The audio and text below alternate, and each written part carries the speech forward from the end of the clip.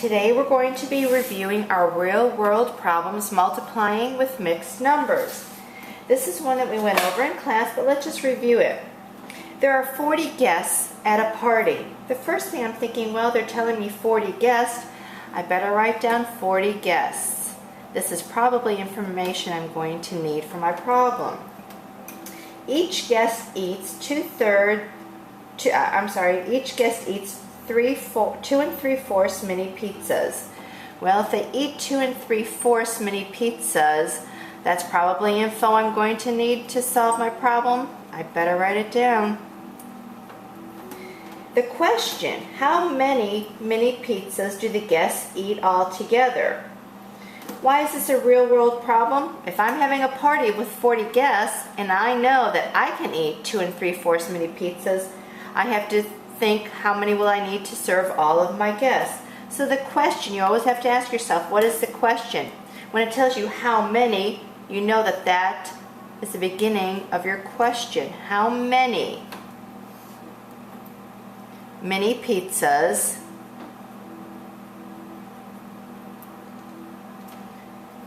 do the guests eat all together? All together means a cumulative total, not per guest, but all together. We have the per guest. This is a per guest number right here. So all together. The first thing, if I'm thinking 40 guests and each guest eats 2 3/4 pizza, let's see, let me do a visual of that. I have one whole pizza here, another whole pizza. Well, if I have 3/4 of a pizza, I have to cut this into quarters or into 1/4 sections. If they're into 1/4 sections, how many sections altogether to make one whole? 4 sections out of 4 equals 1 whole. So I know that I'm eating this entire pizza. I'm eating a second entire pizza. But I can only eat 3 out of 4 pieces in the third pizza. That's 2 3/4 pieces of 2 3/4 pizzas. Alright. So now that we have our primary information down, what do I need to do? Well, if each person eats this many, I need to probably multiply. I don't want to add and draw all these pizzas for 40 guests. I'll just go ahead and multiply 2 3/4 times my 40 guests. That will equal how many pizzas I need. Before I can get the exact answer, let's look at how we're going to do that. We have a mixed number of 2 3/4 multiplied by our whole number of 40 guests. Okay, for the first thing, I need to put this into fractions to make it easier to deal with.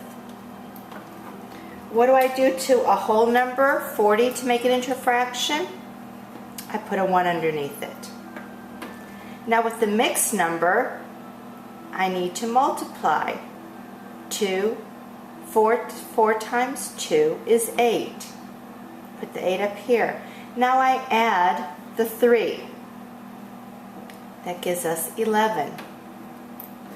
Let's rewrite our problem so we have a clear picture of what we have. 11, same denominator, over 4 times 40 over 1. Is there something I can cross cancel here? I believe so. I think that we could probably say that 4 goes into 40.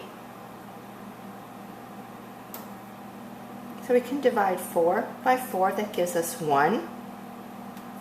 We can divide 40 by 4 to give us 10.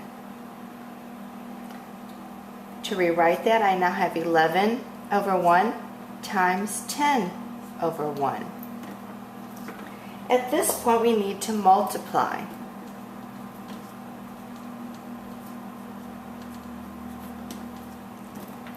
So I take my fractions and I multiply across.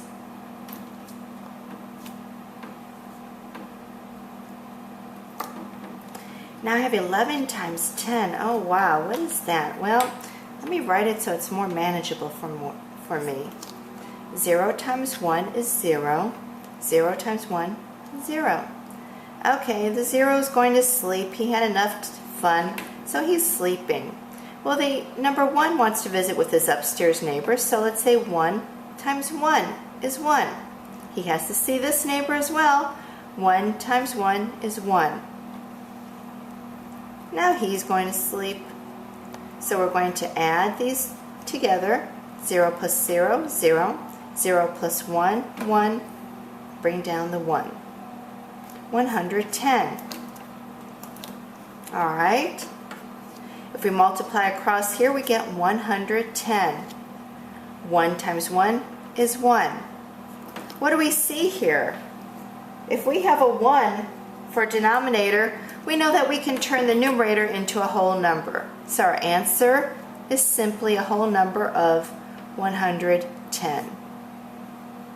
Remember when I put 2 lines underneath the answer? That's the total, our final answer. So how many mini pizzas do we need to have for this party? 110 mini pizzas. Remember, when you've finished with your problem, you have to know what this number represents. This number represents how many mini pizzas we need for the party.